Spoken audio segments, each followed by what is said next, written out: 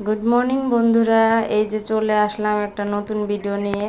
আমাদের ছোট্ট একটা সবজি বাগান। এর আগের ভিডিওতে তোমাদেরকে আমি দেখাচ্ছি সবজি লাগানো হয়েছিল, সবজি বাগান।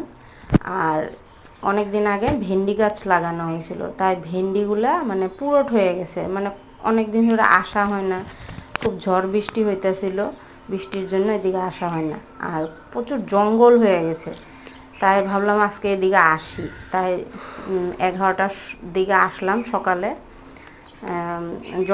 প্রথমে জঙ্গলগুলো সাফা করলাম, আর দেখলাম কি ভেন্ডি গাছগুলা খুব জঙ্গলের মাঝখানে আর কি পেঁচে রয়েছে। তাই ভেন্ডি গাছগুলা জঙ্গলগুলো ছাড়াইয়া এখানে কিছু লাঠিও দিয়ে দিছি আমি, যাতে ভেন্ডি গাছগুলা সিধা হয়ে থাকে, নাহলে মইরা যাব।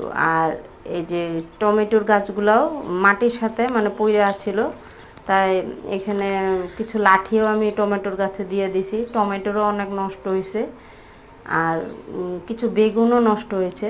বেগুনগুলাও কয়টা বেগুন নিয়ে আসলাম, কয়টা টমেটোও নিয়ে আসলাম, আর ভিন্ডিগুলো সম্পূর্ণ উঠায় নিয়ে আসলাম। তাই ভাবলাম আজকে ভিন্ডিগুলা কিছু একটা রেসিপি করব, সব নিয়ে আসলাম। পুরোট হয়ে গেছে, আর রাখলে আরও নষ্ট হয়ে যাবে, তখন খাওয়া যাবে না।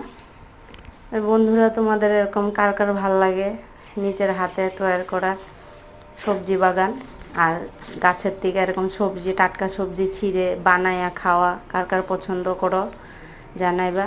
আমার তো অনেক ভালো লাগে সবজি বাগানের বা সবজি লাগানো, ফুল লাগানো, ফুল ছিঁড়া, গাছের থেকে সবজি ছিঁড়া অনেক ভালো লাগে। আর বাজারগুলো তো অনেক মানে সার দিয়ে তৈরি করা হয় না, তাই খাইয়া শরীরের জন্য ওগুলা উপকার না, আরও ক্ষতি হয়।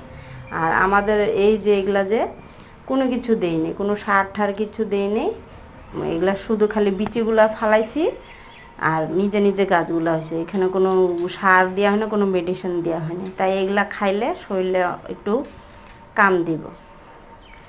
তোমাদের যদি ভালো লাগছে ভিডিওটা, লাইক, শেয়ার, সাবস্ক্রাইব করবা। আসবো আবার নেক্সট ভিডিও নিয়ে। ভালো থেকো, সুস্থ থেকো। এই যে কিছু সবজিও নিয়ে এসি আমি, একটু টমেটো, একটু বেগুন নিয়ে এসি। কিছু বেগুন আসিল ছোট ছোট, ওগুলো আনি নাই, তাই 2টা বা 3টা নিয়ে এসি। আর একটা বেগুন তো পুরো একদম বড় হইয়া গুটি ভারী হয়ে গেছে, তাই ওইটা থুয়েইলাম, ওইটার থেকে আরও চারা হবে। আর টমাটোরও কিছু নষ্ট হয়েছে, ওইখানেই থুয়েছি, ওইখান থেকে আরও গাছ হবে।